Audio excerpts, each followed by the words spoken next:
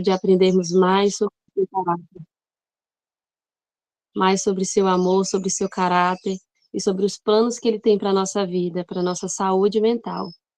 Então, ontem nós começamos a falar sobre saúde mental e espiritualidade. Obrigada, Rose.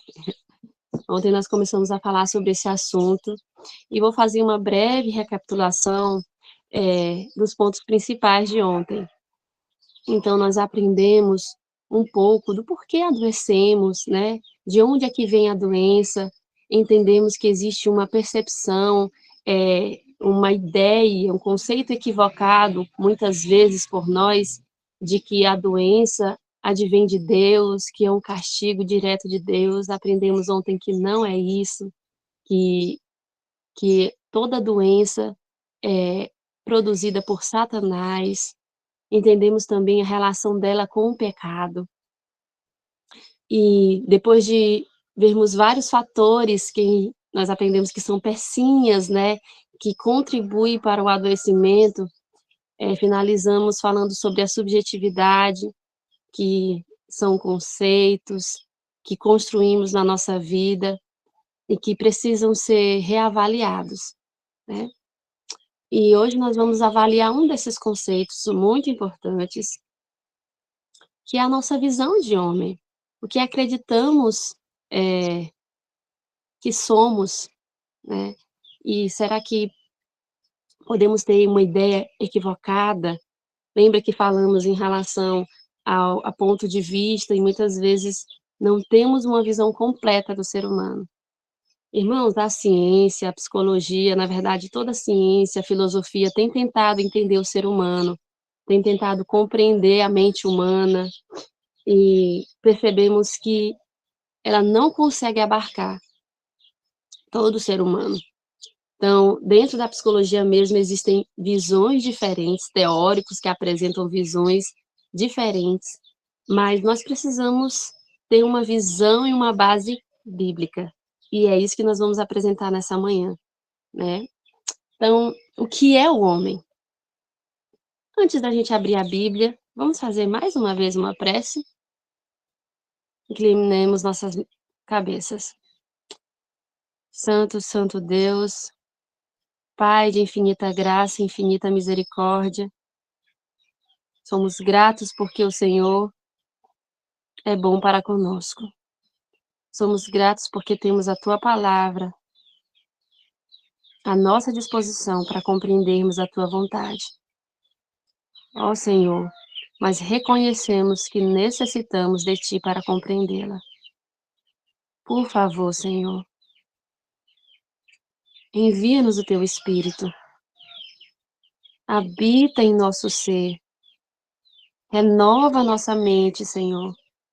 Que esse possa ser o pedido de cada mente aqui, para que possamos estar alinhados com a Tua mente, entendendo a Tua vontade. Que seja o Senhor e não nós a falarmos agora, não o ser humano. É que eu te peço e agradeço em nome de Jesus. Amém. Então, quem sou eu? Será que nós realmente nos conhecemos?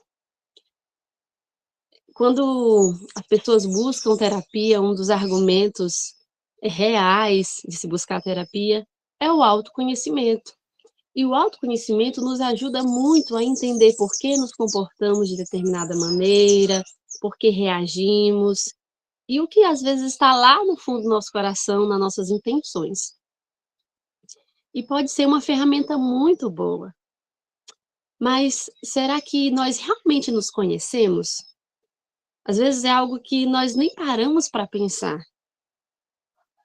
Infelizmente, a nossa tendência é deixar as coisas acontecerem, ou como um ditado popular fala, deixar a vida levar, e e não refletir sobre essas questões tão importantes. E muitas vezes acreditamos que nos conhecemos, temos convicção de que sabemos quem somos, quais são as nossas crenças, limites, como eu me comportaria em diversas situações. Mas nós vamos compreender um pouco sobre, de fato, se nós nos conhecemos e aonde a gente pode conseguir esse conhecimento? Vamos então abrir a Bíblia em Salmos, para iniciarmos nosso estudo dessa manhã. Salmos, capítulo 8, como está aí no nosso slide.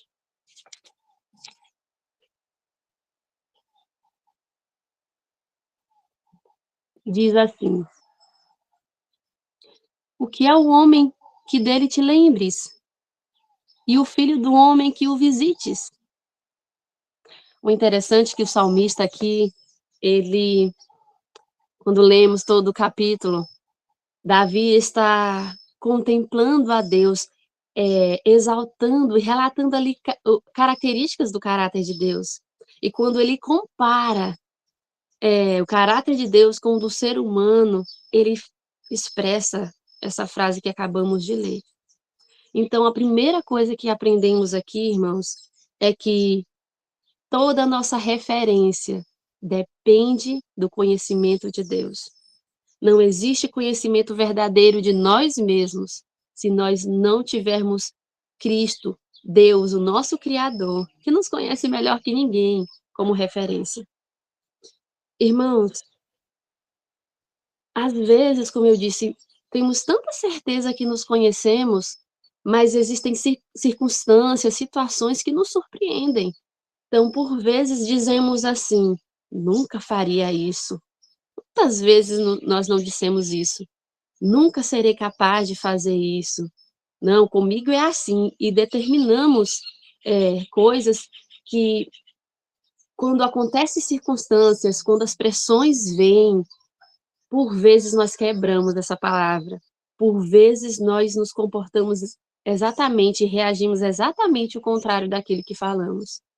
E aí precisa haver um reconhecimento. Será que eu realmente sou aquilo que eu pensava que era? Também, irmãos, às vezes somos surpreendidos com opiniões de outras pessoas ao nosso respeito. E quer sejam positivas, quer sejam negativas. E muitas vezes nós não conseguimos visualizar daquela maneira. E as circunstâncias da vida, as provações, nos demonstra que realmente nós éramos aquilo que foi expressado a nosso respeito. Então, primeira coisa, irmãos, será que nós vamos questionar isso? Será que nós realmente nos conhecemos? Será que nós temos realmente ciência do que está no nosso coração? Então, vamos para Salmos 103, né? Se sua Bíblia está aberta, vamos folhear mais à frente. Salmos, capítulo 103, versículo 14. Então, quem pode nos ajudar a nos conhecer? Pois ele conhece a nossa estrutura e sabe que somos pó. Quem melhor que o nosso Criador? Quem melhor que Ele, que nos criou e sabe cada detalhe do nosso ser? Então, precisamos confiar que Ele tem e Ele pode nos ajudar a nos conhecer. E é por Ele, é através dEle, da Sua palavra, que é a revelação dEle, é que nós precisamos buscar esse conhecimento de quem realmente somos. Vamos para Mateus 10:30?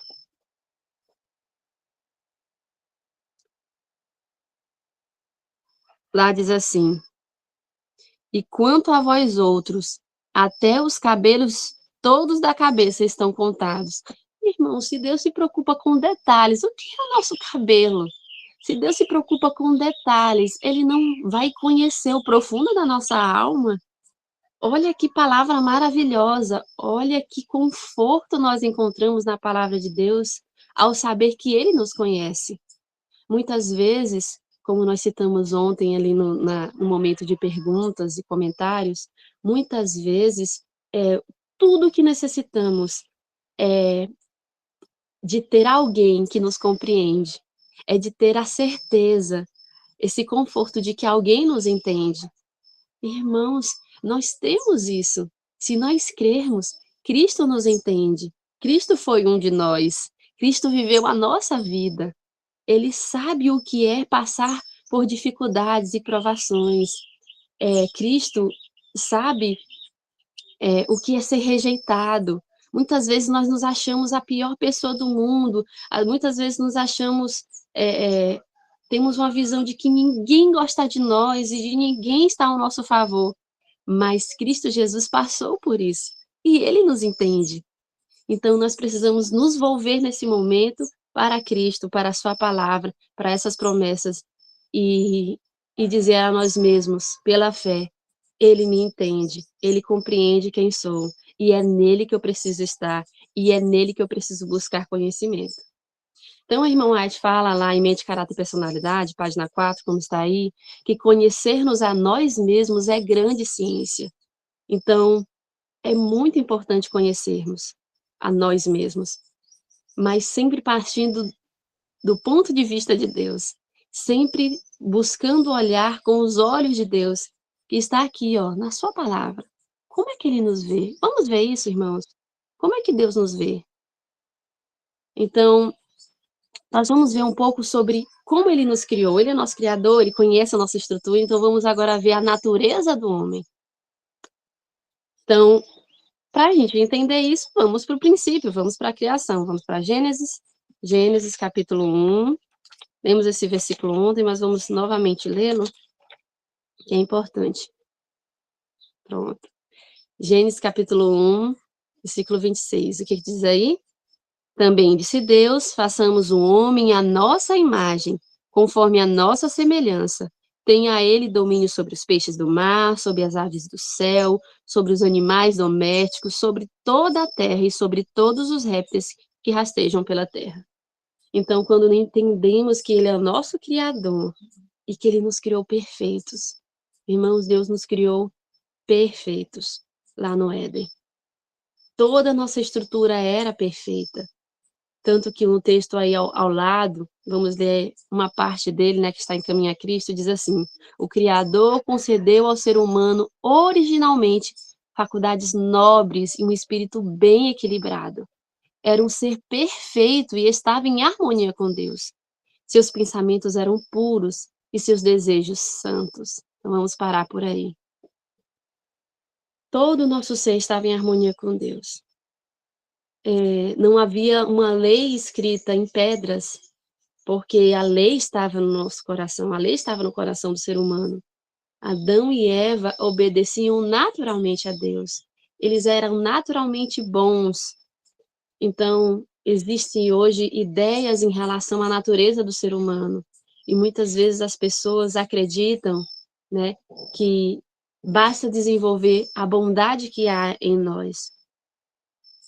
Mas nós percebemos que apenas antes do pecado era assim. Apenas antes do pecado poderia se desenvolver uma bondade natural. Mas o texto vai continuar aí. Mas pela desobediência, suas faculdades foram pervertidas. Antes de a gente continuar o texto, vamos para Romanos 8:7, que Paulo vai falar exatamente isso, de que em virtude do pecado, em virtude da desobediência de Adão lá no Éden, de Eva, o pecado corrompeu essa natureza. O pecado nos levou a não mais ser natural obedecer a Deus. Romanos 8:7 diz assim: por isso, o pendor da carne é inimizade contra Deus, pois não está sujeito à lei de Deus, nem mesmo pode estar. Então, existe uma desarmonia neste momento da nossa mente, da nossa natureza, com a vontade de Deus. Então, naturalmente, a Bíblia está falando que não pode estar sujeita. Então, não existe mais a possibilidade de um homem sem Deus produzir qualquer obra boa, qualquer intenção boa pode surgir, porque toda dádiva e dom perfeito vem de Deus e não de nós. Então, é importante nós entendermos isso. Vamos continuar lendo o texto. Mas pela desobediência, suas faculdades foram pervertidas e o egoísmo tomou o lugar do amor. Sua natureza tornou-se tão enfraquecida pela transgressão que lhe era impossível em sua própria força resistir ao poder do mal. fez-se cativo de Satanás, e assim teria permanecido como sempre, para sempre, desculpa, se Deus não estivesse intervido de modo especial. Então, irmãos, pelo pecado, nossa natureza é tendenciosa para o mal. E isso é uma compreensão necessária a ser feita para entendermos quem somos. Quando avaliamos a nossa história, quando avaliamos as nossas ações, precisamos reconhecer que sem Cristo não há obra boa, que sem Cristo todas as nossas ações vão ser voltadas para o mal. E quero tirar agora uma parte do texto aí que diz assim: as nossas faculdades. Então, nós vamos compreender agora, nesse momento, como é que funciona a nossa mente, como Deus é maravilhoso, está na sua palavra tudo, e ainda veio mais esclarecimento através do Espírito de Profecia, mostrando como é o nosso funcionamento mental. E agora os irmãos vão entender como é que isso funciona, como é que se dá. Vamos tentar visualizar isso melhor. Então, antes do pecado, Deus nos criou perfeitos. E Ele nos criou com faculdades mentais, faculdades superiores e faculdades inferiores.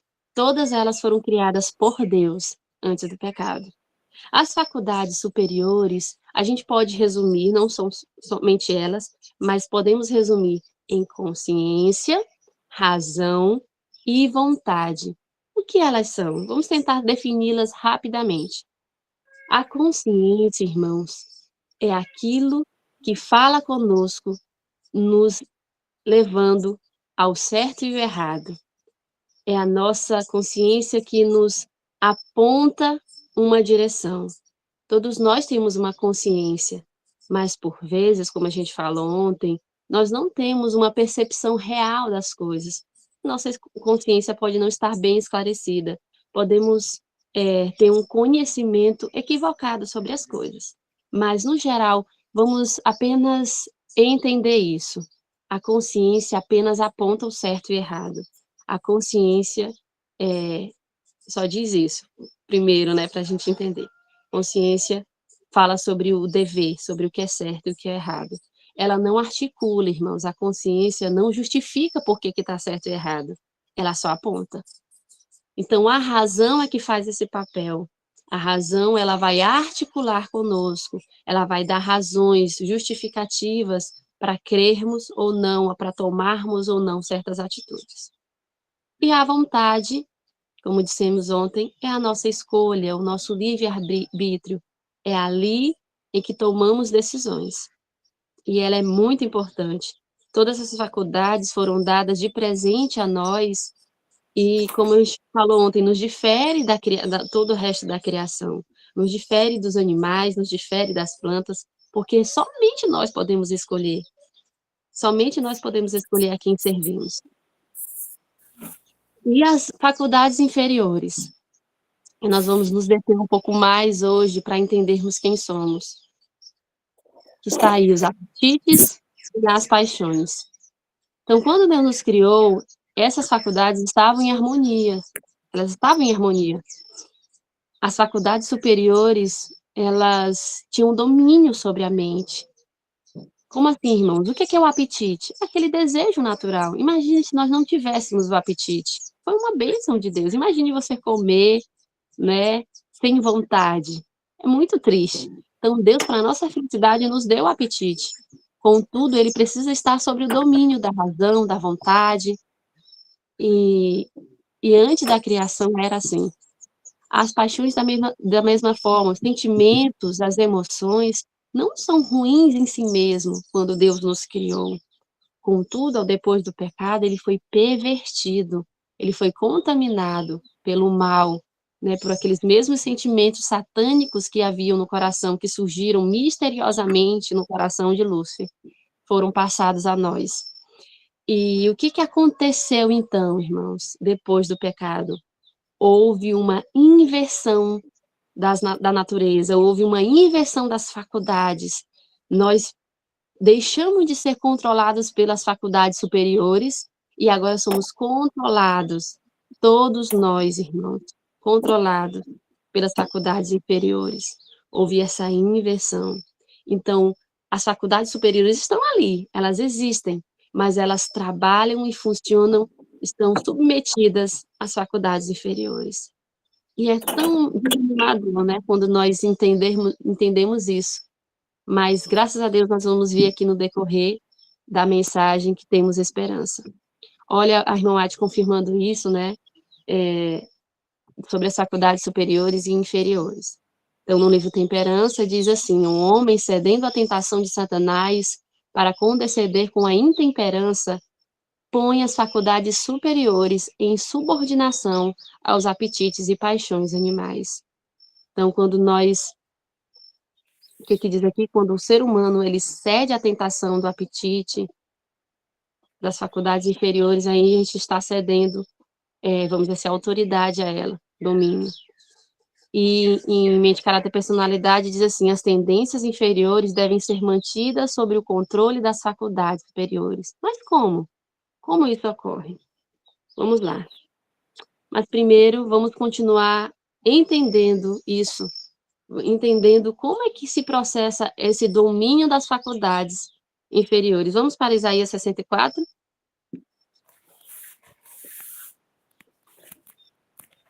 Isaías 64, vamos maratonar a Bíblia, viu, gente? Precisamos ler alguns textos. Isaías 64, verso 6. Diz assim: mas todos nós somos como um imundo, e todas as nossas justiças, como trapo de imundícia. Todos nós murchamos como a folha, e as nossas iniquidades, como um vento, nos arrebatam. Todos nós, irmãos. É dolorido, às vezes, pensarmos nisso, né? Mas todos nós estamos entregues a essas tendências más, e precisa haver esse reconhecimento de que, muitas vezes, aquilo que eu pensei fazer de bom não era bom. Sem Cristo não existe bondade. Então nós somos imundos, nós somos trapo de imundície. E é tão, às vezes, difícil, irmãos, nós compreendermos isso. Por que que é difícil? Lembra que as faculdades inferiores estão sob domínio das superiores. Então vamos pensar um pouquinho sobre a razão. Quando as faculdades inferiores começam a dominar, a razão, ela vira um instrumento das nossas faculdades inferiores, a razão vira um instrumento das nossas paixões. Então, muitas vezes, nós utilizamos a razão para justificar o nosso mal. Como assim?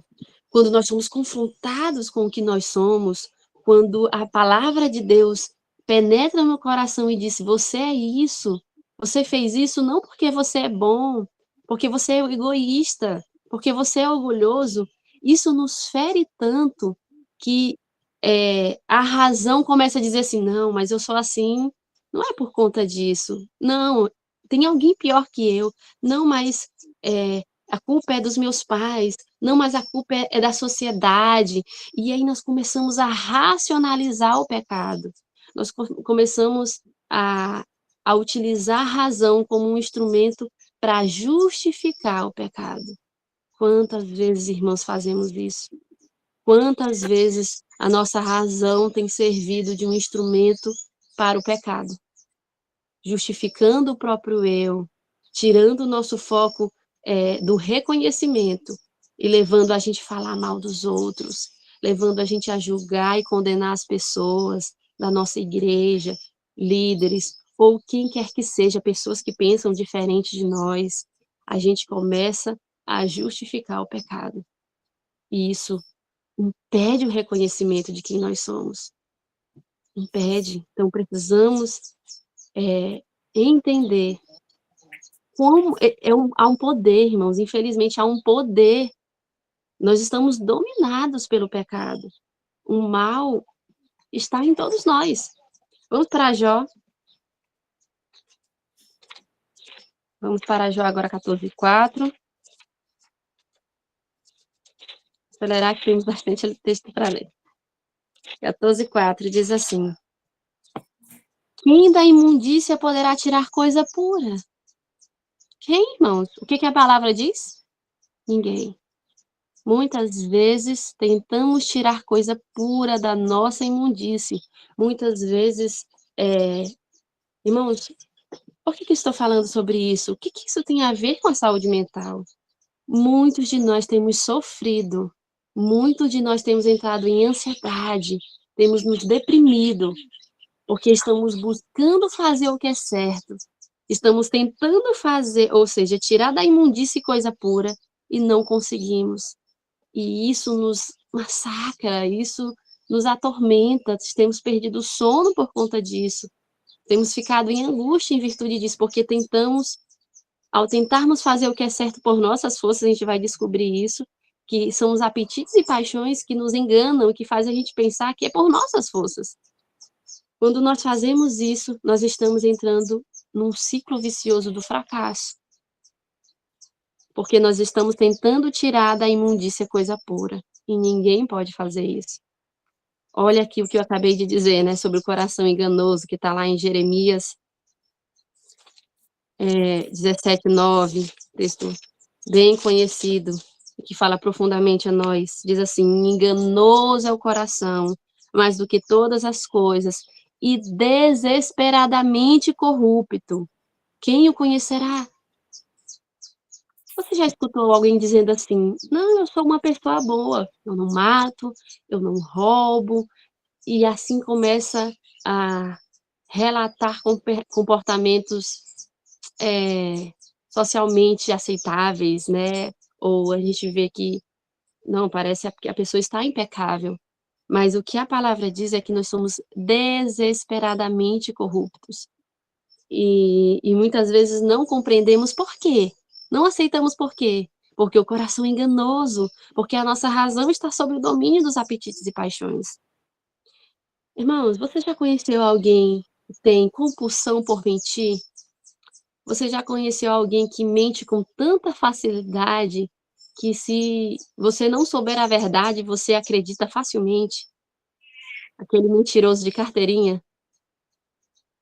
Esse é o nosso coração. Nosso coração é enganoso e não podemos confiar nele. Não podemos confiar na nossa percepção natural, irmãos. Muitos de nós temos baseado nossa religião, a nossa fé em sentimentos. Isso é muito perigoso, porque o nosso coração é enganoso. Se nós basearmos a nossa religião em sentimentos, nós estamos abrindo a porta para o engano de Satanás. Satanás ele está utilizando isso de diversas formas para nos enganar. Nós vamos ver no final, desde a presunção até o sentimentalismo, até uma fé baseada em experiências sensoriais. Isso não deve ser a base da nossa fé, porque nós vamos estar baseando nossa religião, a nossa experiência cristã, em um coração carnal enganoso. Então, qual deve ser a nossa base, irmãos? A palavra. A palavra deve ser a nossa base. O interessante é que a irmã White fala que Cristo em nenhum momento foi intemperante, em nenhum momento ele foi sentimentalista. Por mais que ele nos amasse, fosse misericordioso, ele nunca se utilizou e nunca foi vencido por isso, porque as faculdades superiores dele estavam sob domínio. E o mesmo pode se dar conosco. Você crê, irmão? Vamos crer que o mesmo que aconteceu com Jesus pode se dar conosco. Vamos lá, continuar aqui. Olha o que o Espírito de Profecia fala em Caminho a Cristo. É-nos impossível por nós mesmos escapar ao abismo do pecado em que estamos mergulhados. Nosso coração é ímpio e não podemos transformar. Então, quando tentamos por nossas forças, ou quando utilizamos as obras que são de Cristo, mas quando utilizamos as obras para tentar nos mudar o coração, como assim, irmãos? Muitos de nós, sem percebermos, temos nos enganado achando que as obras exteriores, que a obediência externa, que a reforma, quer seja de saúde, quer seja de vestuário, em qualquer âmbito, ela pode transformar o nosso coração. Não, irmãos. Obra nenhuma nossa pode transformar o nosso coração. apenas um esforço, apenas uma obra pode ser feita.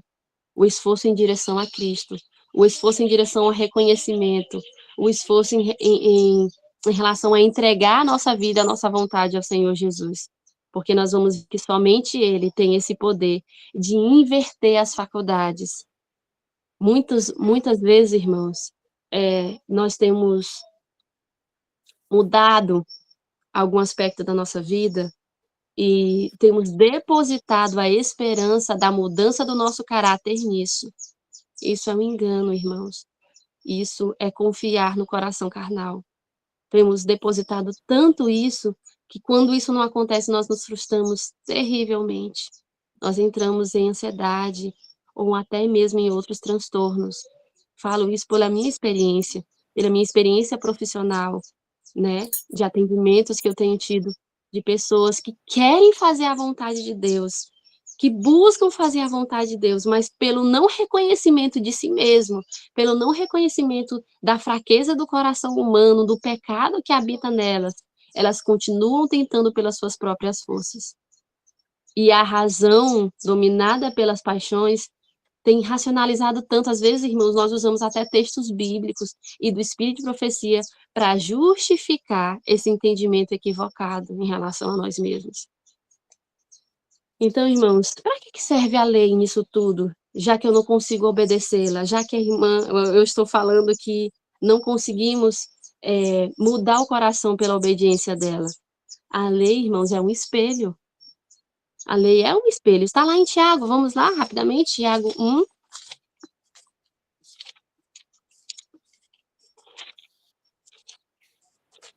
Tiago 1, versículo 23 e 24. Olha o que diz aí.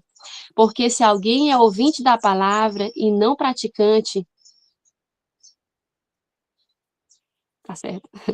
E não praticante, assemelha-se a um homem que contempla num espelho o seu rosto natural. O que nós estamos fazendo aqui? Contemplando o nosso rosto natural. Qual é o nosso rosto natural? É mau. Então, nós contemplamos o nosso rosto natural no espelho. Mas qual é o espelho? Pois a si mesmo se contempla e se retira, e para logo se esquece de como era a sua aparência. O verso 25, que não está aí no slide, mas vamos ler. Mas aquele que considera atentamente na lei perfeita, lei da liberdade, e nela espera, não sendo ouvinte negligente, mas operoso praticante, esse será bem-aventurado no que realizar. Então, quando olhamos para a lei, nós contemplamos quem somos. Nós contemplamos o pecado. A lei veio para nos mostrar quem somos. Quando Deus deu a lei de Deus ali, os mandamentos, ele disse assim: olha, vocês transgridem constantemente. No coração, hoje talvez não adoramos ídolos, estátuas, contudo há ídolos no nosso coração. O ídolo pode ser nós mesmos, o ídolo pode ser outras pessoas, mas nós percebemos que a lei, ela vem como um espelho, e nós estamos agindo exatamente como esse homem, irmãos. Quando nós contemplamos a nós mesmos no espelho, é tão dolorido, às vezes reconhecemos por algum tempo, mas é tão dolorido essa imagem que nós fazemos o quê? Nos retiramos e esquecemos do que nós vimos. E vivemos como voltamos à compreensão de que podemos algo em nós. Romanos 3:20 diz o quê? Vamos lá para Romanos. Vamos ler 2 textos lá agora. Romanos 3:20 diz assim: visto que ninguém será justificado diante dele pelas obras da lei, em razão de que pela lei vem o quê? Vem o pleno conhecimento do pecado. Então, para que Deus deu a lei? Para o pleno conhecimento do pecado, para o pleno reconhecimento de nós mesmos. Verso 20 agora do capítulo 5, aí no livro de Romanos, diz o quê? Sobreveio a lei para que avultasse. O que quer dizer avultar? Para que fosse mostrado, para que fosse evidenciado, irmãos. Para que avultasse a ofensa. Mas onde abundou o pecado, superabundou a graça. Então, a lei veio para que fosse mostrado em nós, porque se não houvesse lei, o que a Bíblia fala? Não haveria pecado. Nós não teríamos conhecimento de que nós somos pecadores, falhos, imundos, ímpios. E vamos para 2 Coríntios agora. 2 Coríntios 3:6. O qual nos habilitou para sermos ministros de uma nova aliança, não da letra, mas do Espírito, porque a letra mata, mas o Espírito vivifica. Muitas vezes, irmãos, nós estamos buscando viver pela letra, pela regra, buscamos tão ferrenhamente praticar essa lei, que o nosso coração enganoso começa a se encher, a ficar soberbo, presunçoso, e só que, como eu disse anteriormente, a letra mata. Nós começamos a definhar, nós começamos a nos angustiar, ou nós, quando pecamos, desesperadamente ficamos desesperados quando pecamos, porque a gente pensa assim: "Mas eu estou fazendo tudo certo". Quantas vezes a gente não já aconteceu isso com você? "O que que eu estou fazendo de errado? Não, eu preciso mudar algo". Irmãos, eu vou contar uma experiência pessoal quanto a isso.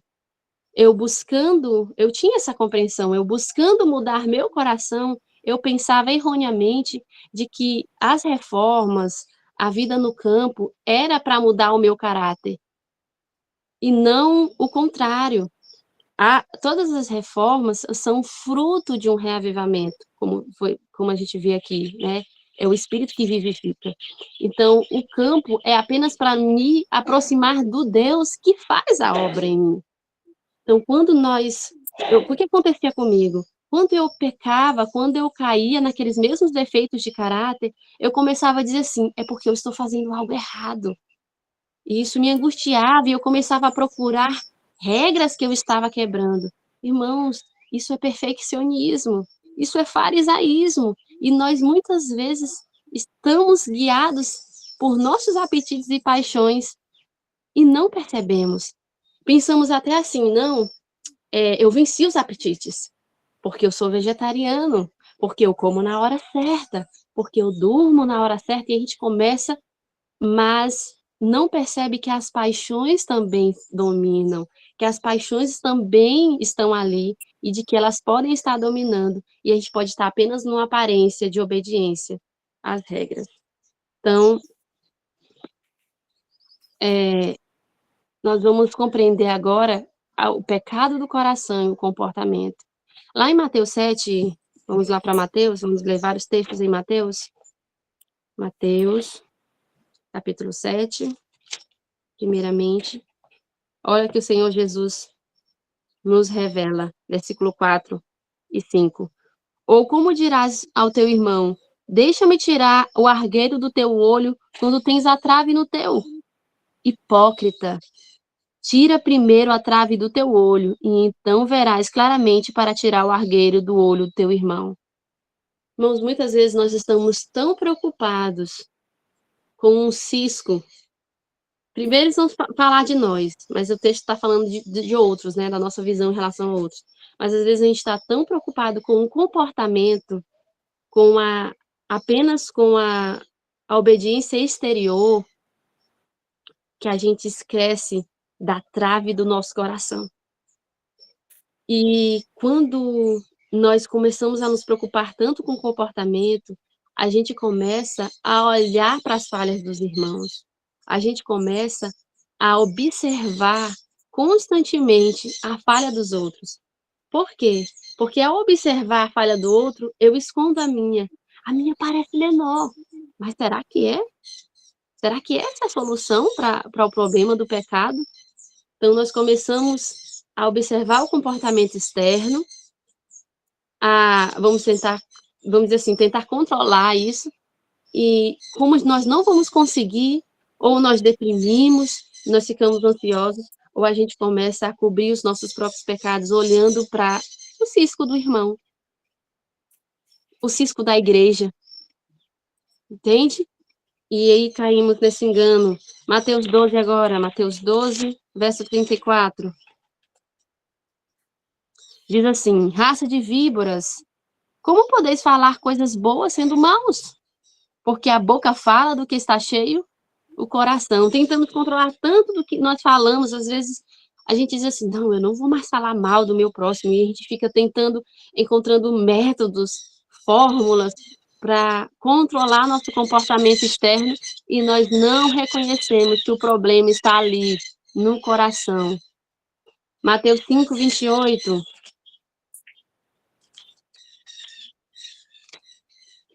Eu, porém, vos digo, qualquer que olhar para uma mulher com intenção impura, no coração, já adulterou com ela. Aqui Cristo chama o tempo inteiro, irmãos, se nós observarmos, o tempo inteiro ele chama a nossa atenção para o pecado do coração, que os fariseus naquele tempo não estavam observando, não estavam reconhecendo, eles estavam tão preocupados com o exterior.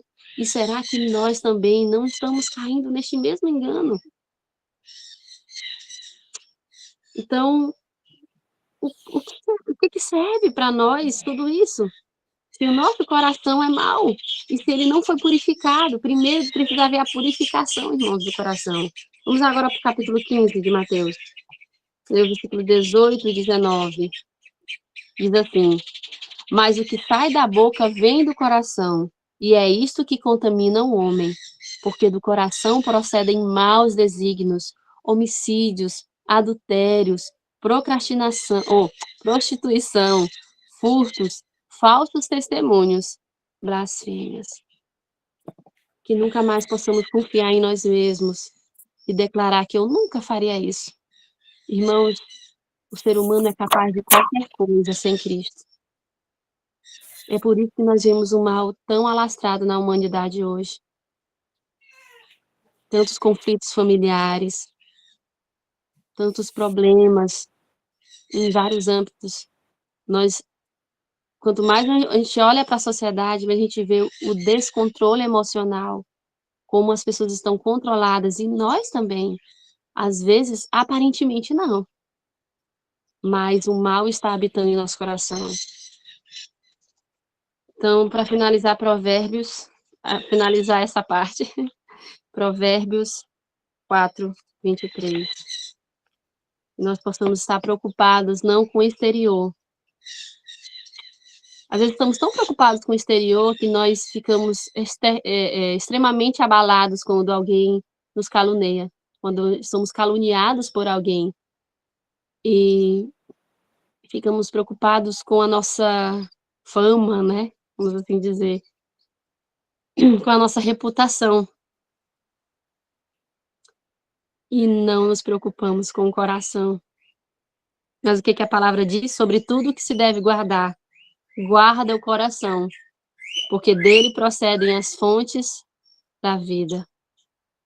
Olha o que a serva do Senhor fala em Caminho a Cristo. A educação, a cultura, o exercício da vontade, o esforço humano, todos têm sua devida esfera de ação. Lembra que eu falei? Não é que as reformas são ruins. As reformas não são ruins, a obediência não é ruim. Eu peço que desliguem o microfone para não atrapalhar a gravação. Elas não são ruins. O ruim está, a maldade está no nosso coração, quando tentamos produzir elas por nós mesmos. Como ela diz, todas têm a sua esfera de ação. Porém, levar um procedimento exteriormente correto, mas não pode mudar o coração. São incapazes de purificar as fontes da vida. É preciso o quê, irmãos? Um poder que opere interiormente. Uma nova vida que proceda do alto, antes que os homens possam substituir o pecado pela santidade. Esse poder é Cristo. Sua graça unicamente é o que pode avivar as amortecidas faculdades que nós estamos aqui falando, né? Faculdades da alma, e atraí-la a Deus, à santidade. Somente Ele pode fazer essa transformação no nosso ser, verdadeiramente. Então, como eu disse, os apetites e paixões têm nos controlado. E muitas vezes, assim, irmãos, nós não somos iguais. O inimigo, ele tem nos tentado da mesma maneira. Se nós observarmos no Éden, lá em Gênesis 3:6, vamos ler, só para a gente entender isso. Gênesis 3:6, como foi a queda, e como ele tenta da mesma maneira a cada um de nós. Gênesis 3:6 diz assim: vendo a mulher que a árvore era boa para se comer, agradável aos olhos e árvore desejável para dar entendimento. Primeiro, ela era boa para se comer. Aqui ela está seguindo o seu apetite. E ela era boa para dar entendimento. Tomou-lhe do fruto e comeu, e deu também ao marido. Quando Lúcifer, né, Satanás, tentou Eva ali através da serpente, ele tentou ela no mesmo sentimento que originou o seu coração, no seu coração lá no céu. A cobiça, o egoísmo, a vaidade. E então ali ele tentou os seus apetites e paixões. E da mesma forma ele tem tentado toda a humanidade. Só que algumas pessoas têm mais facilidade em cair nos apetites, em logo cair nos apetites. E aí, quando a pessoa não cai nos apetites, ele vai tentar nas paixões. Ou seja, irmãos, muitas vezes eu posso ter um comportamento, vamos dizer assim, seguir toda a reforma de saúde. Eu tenho controle sobre o meu apetite. Será que isso é possível? Ou pelo menos aparentemente, seguir a reforma de saúde, né? Controlar, ter aquele controle sobre as regras, mas eu posso estar caindo nas paixões. Entendem? Percebem? Então, nem nós, da verdade presente, estamos isentos de cair. Não é porque eu obedeço uma reforma que eu posso confiar de que eu estou segura. Eu preciso o tempo inteiro reconhecer que por mim mesma eu sou fraca e que por mim mesma eu não consigo, porque é mau o coração.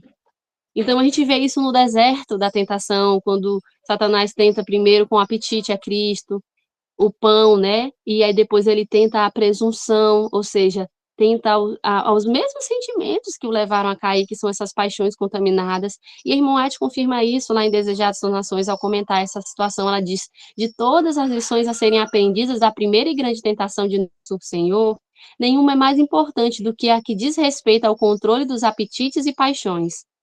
Em todos os séculos, as tentações mais atraentes à natureza física têm sido mais bem-sucedidas em corromper e degradar a humanidade. Satanás opera por meio de intemperança para destruir as faculdades mentais e morais concedidas por Deus, as faculdades que a gente está falando, né? Assim se torna impossível ao homem apreciar as coisas de valor eterno. Através da condescendência, busca ele apagar na alma todo o traço da semelhança com Deus. Então, o que o inimigo faz? Ele nos tenta primeiramente no apetite, e muitos de nós temos, na humanidade tem caído nessa tentação. Mas lembre-se, irmãos, não é porque eu não caí nessa que eu estou livre, ou tenho algum poder para não cair na próxima, se eu não estiver em Cristo. O tempo inteiro reconhecendo a nossa fraqueza e necessidade de Cristo. Então, lá em Provérbios 16, 25, é um texto muito interessante, que diz assim: há caminhos, deixa eu ver se é esse mesmo, Provérbios, acho que eu creio que é esse, 16, 25. Isso, há caminho que parece direito ao homem, mas afinal são caminhos de morte. Lembra do que eu falei? Que a gente se engana e que a razão começa, né, a articular, a justificar o pecado. Então, muitas vezes, irmãos, a gente começa a acreditar que está tudo bem, que nós estamos no caminho certo, a gente começa a se conformar nossa vida espiritual com a nossa vida espiritual. Mas os sentimentos pecaminosos como egoísmo, orgulho, presunção podem estar tendo morada no nosso coração. Porque lá em Romanos 1, falando sobre as paixões, né? Como eu disse anteriormente, Romanos 1, 28 diz assim, 28 ao 31. E por haverem desprezado o conhecimento de Deus, o próprio Deus os entregou uma disposição mental reprovável para praticarem coisas inconvenientes, cheios de toda injustiça, malícia, avareza, maldade, possuídos de inveja, homicídio, contenda, dolo, malignidade, sendo difamadores, caluniadores, aborrecidos de Deus, insolentes, soberbos, presunçosos, inventores de males, desobedientes aos pais, insensatos, pérfidos, sem afeição natural e sem misericórdia. Você consegue se reconhecer aqui? Você consegue reconhecer um desses pecados no seu coração? Irmãos, estão todos ali. Estão todos no nosso coração. Todos nós somos imundos.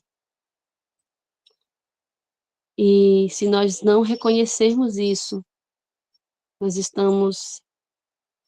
somos presas fáceis de Satanás, mesmo dentro do povo de Deus, mesmo dentro da verdade presente, mesmo sendo vegetarianos, porque o nosso coração é enganoso. Nós temos exemplos na Bíblia de pessoas que caíram em algum momento nisso, outras infelizmente não levantaram. Nós temos o exemplo de Moisés, um dos maiores profetas, se não o maior profeta do Antigo Testamento, que vários momentos foi como Cristo, ele demonstrou o caráter de Cristo em vários momentos, mas naquele momento em que ele bateu na rocha, ele foi presunçoso. E por conta dessa presunção, ele perdeu a Canaã terrestre. Graças a Deus, ele pôde se arrepender e ganhar a mansão celestial, né, a Canaã celestial. Nós temos o exemplo de Saul, na sua vaidade, na sua presunção. Infelizmente não se arrependeu. Temos o exemplo de Davi quando caiu em pecado. Por que que ele pecou? Porque ele estava presunçoso em achar, em se conformar, não, eu vou ficar em casa, não vou para a guerra, né? E presunçosamente ele foi até a tentação e assim caiu. Temos o exemplo de Salomão, os próprios fariseus, como a gente está falando aqui, eles se apoiaram tanto nas regras e isso apenas alimentava a presunção deles. Temos o exemplo do jovem rico. Irmãos, olha como Cristo foi amoroso com o jovem rico, né? A palavra diz que quando Jesus olhou o jovem rico, ele o amou. E Cristo, o tempo inteiro, tentando mostrar para o jovem rico que ele não obedecia verdadeiramente à lei, porque não existe uma obediência apenas exterior. Quando ele disse assim, bom mestre, ele disse, bom não, bom só é um que é Deus. Porque o mestre, ou porque o jovem rico achava que ele era bom. E Cristo quis confrontá-lo, ele, não, você não é bom, bom é só Deus. E aí ele fala da guarda da lei, justamente para que ele, olha como Cristo foi um psicólogo, né? Conduzisse o jovem assim, a ele mesmo se arrepender, a ele mesmo reconhecer. Eu não tenho guardado, mas o que que ele fez? Não, eu tenho guardado todas essas coisas. Aí que Cristo disse o quê? Então vende tudo, dá aos pobres e vem me siga. E aí ele demonstrou que nunca guardou, porque ele amava o dinheiro era um ídolo para ele não guardava a lei.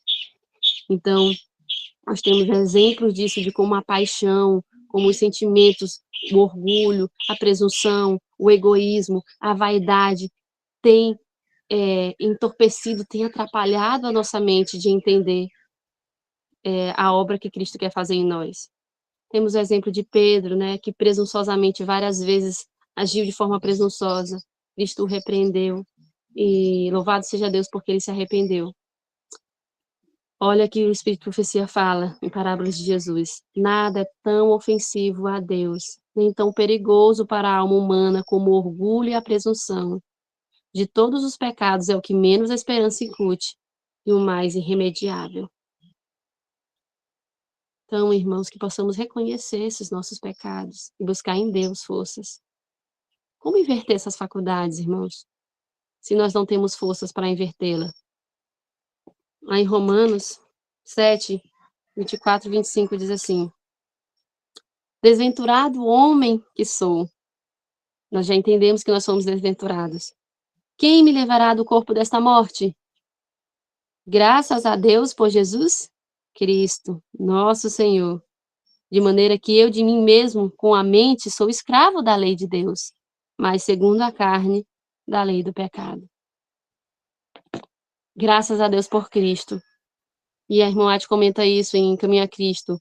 Quando virdes vossa pecaminosidade, às vezes a gente vê nossa pecaminosidade, irmãos, e esse aqui não é o objetivo do estudo, que a gente enxergue a nós mesmos e a gente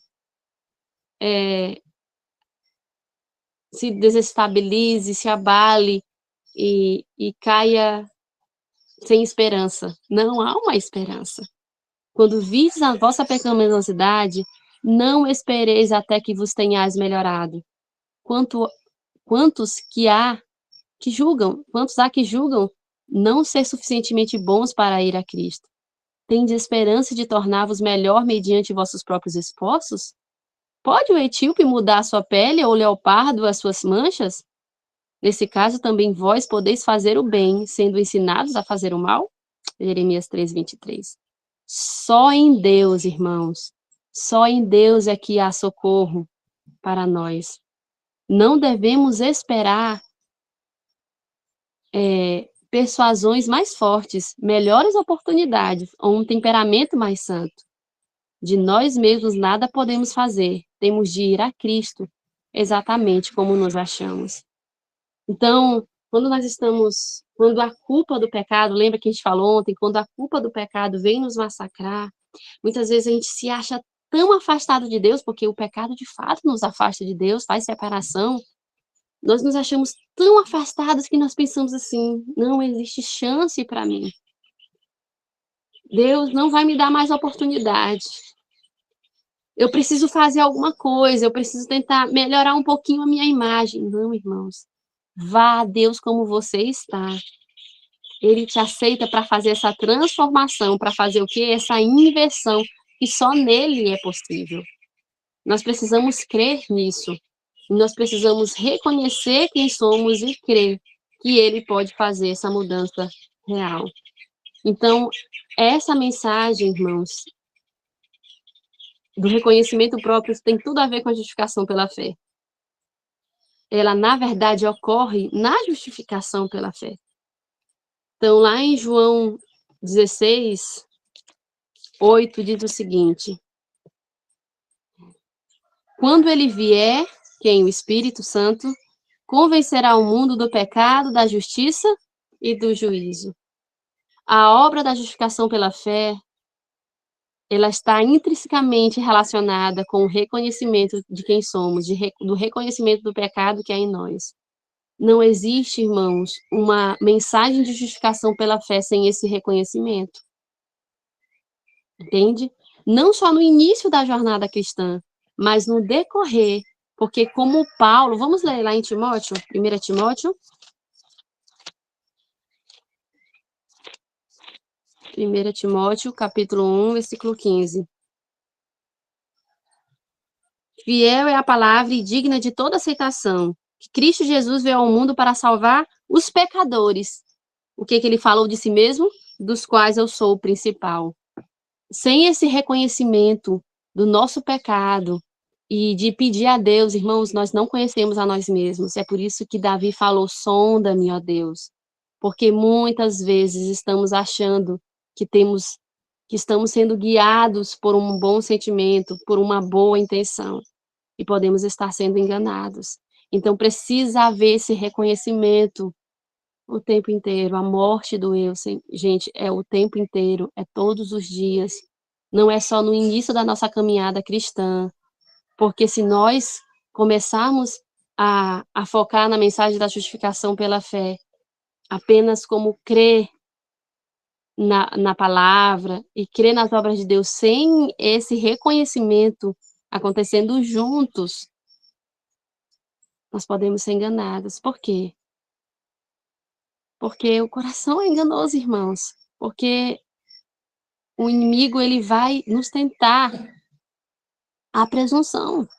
Não podemos confiar em nós mesmos. Precisamos confiar apenas em Cristo. Olha o que o Espírito de Profecia fala em Testemunhos para Ministro. Ninguém, a não ser Deus, pode subjugar o orgulho do coração humano. Nós não nos podemos salvar nós mesmos, não nos podemos regenerar.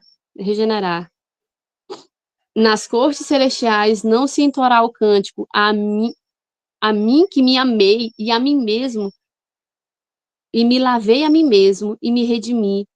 A mim seja glória e honra e bênção e louvor. Mas essa é a nota predominante do canto entoado por muitos aqui neste mundo. É uma reflexão daquilo tudo que nós já falamos. Não sabem o que significa ser manso e humilde de coração, e não querem saber. Se o puderem evitar, se o puderem evitar. E é isso que acontece, a gente tenta evitar essa compreensão de que nós somos maus e que nós precisamos de Cristo, e que enquanto, irmãos, nós estivermos apresentando em nossa vida, no momento, na verdade, no momento que nós estivermos apresentando em nossa vida características, frutos que não são de Cristo, nós precisamos nos questionar: será que eu estou em Cristo? Será que eu estou reconhecendo quem sou? Irmãos, eu vou terminar de ler o texto e vou comentar isso. Todo o evangelho se resume em aprender de Cristo, sua mansidão e humildade. O que é justificação pela fé? É a obra de Deus ao lançar a glória do homem no pó e fazer pelo homem aquilo que ele por si mesmo não pode fazer. Então, irmãos, possamos permitir essa obra, a obra de Cristo em nos lançar no pó. Porque, como eu ia dizendo, nós vamos tentar evitar essa compreensão, esse reconhecimento, mas precisamos permitir que Cristo faça isso. Vamos para a conclusão, 2 Coríntios 12:9, nosso último texto de hoje. 2 Coríntios 12:9 diz o seguinte: então ele me disse: a minha graça te basta, porque o poder se aperfeiçoa na fraqueza. De boa vontade, pois mais me gloriarei nas fraquezas, para que sobre mim repouse o poder de Cristo. Nós precisamos nos gloriar nas fraquezas. Nós precisamos reconhecer que somos fracos, pecadores, porque só assim será aperfeiçoado em nós Cristo Jesus. Só assim ele irá nos dar poder para ser perfeitos nessa vida. Então, irmãos, muitas vezes nós temos apresentado em nosso caráter características não cristãs. Sabe, um teste para sabermos se estamos em Cristo, lembre que é momento a momento. Às vezes podemos estar em Cristo em um momento, mas em outro nós decidimos por nós mesmos a ser controlados, né? Decidimos não estar em Cristo, controlados pelos apetites e paixões. Então, neste momento, quando vem uma pressão externa, o que eu percebo, né? Um exemplo. Quando nós somos contrariados, ou quando a gente tem que lidar com o contraditório, como é que a gente reage? A gente é manso? Nós somos humildes? Nós somos humildes para escutar? Tardios para falar? Ou será que nosso anseio é em debater, em convencer o outro de como nós pensamos?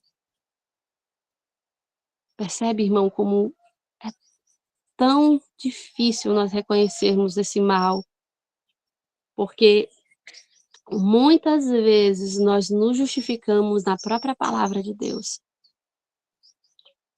Muitas vezes alimentamos o mal com o nosso coração, achando que estamos fazendo certo, um zelo sem entendimento, sem entender quem realmente somos.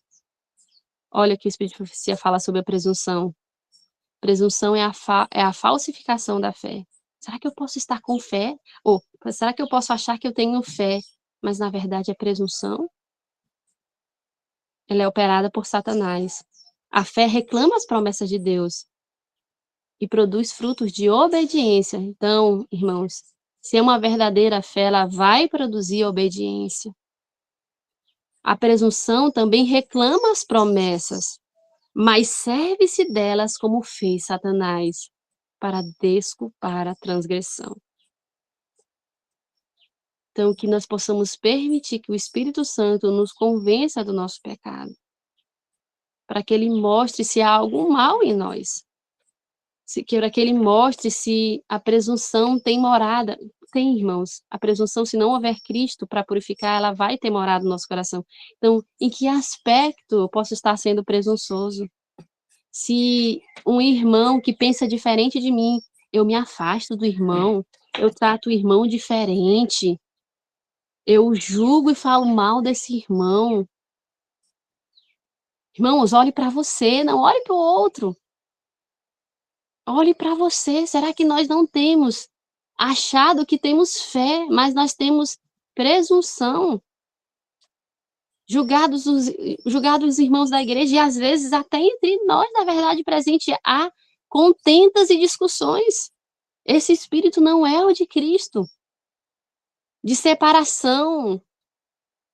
Nós nos achamos superiores, nós achamos que temos mais conhecimento. Irmãos, quanto mais nós... Olha o que a Espírito de Profecia fala aí, em mente, caráter e personalidade. O conhecimento de si mesmo leva à humildade e à confiança em Deus. Quanto mais nós reconhecemos quem nós somos, mais amor e compaixão nós teremos no nosso próximo. Seja quem for, em que posição ele estiver. Nós precisamos ter Cristo em nós, irmãos. Senão tudo será em vão, tudo será em vão. Então, que possamos, em Cristo, reconhecer quem somos e buscar nele, crer nele, não em nós mesmos. Nós não podemos em nenhum momento achar que já temos todo o conhecimento. Nós temos que buscar a palavra de Deus.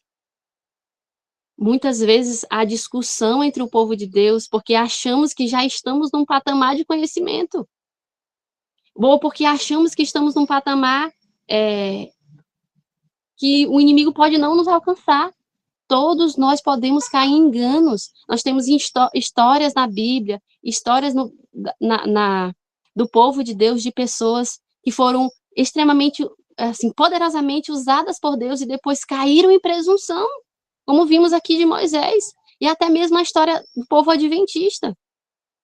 Então, nós precisamos confiar em Cristo, nos despir de nós mesmos e permitir que Ele faça essa obra. Irmãos, por que eu trouxe essa mensagem? Porque isso tem sido motivo de muitas, né, um dos fatores, como a gente falou ontem, de muito adoecimento mental. E pode ser um dos fatores um fator determinante a nos levar à perdição, se nós não reconhecermos esse mal e buscarmos e reconhecermos que só existe um que é bom e que pode converter as faculdades. É isso, vamos finalizar com a oração? Oremos. Santo Deus, ó Senhor, quando olhamos para a tua majestade, quando olhamos para a tua justiça, vemos que a nossa justiça não passa de trapos de imundícia. Vemos, Senhor, dolorosamente o quanto nós justificamos os nossos próprios pecados. Vemos, Senhor, que todas as nossas ações estão contaminadas, porque nós confiamos em nós e não em Ti. Nos perdoa, Senhor. Obrigado, Senhor. Cremos que o Senhor pode nos perdoar, mas o Senhor também pode purificar e transformar. Ajude-nos a ter os olhos voltados a Cristo Jesus, o nosso autor e consumador da fé. Que Cristo possa ser a nossa referência, que a palavra de Deus possa ser o nosso guia, e que o nosso eu, os nossos apetites e paixões sejam agora submetidos a Cristo Jesus. Pedimos tudo isso, crendo na intercessão do nosso Senhor e Salvador Jesus Cristo. Amém.